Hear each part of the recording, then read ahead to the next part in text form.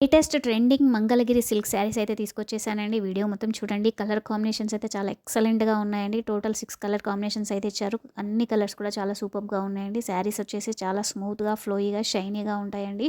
వీడియోలో మీరు ఎలా అయితే చూస్తున్నారో సేమ్ అలానే ఉంటాయండి శారీస్ అయితే వచ్చేసి.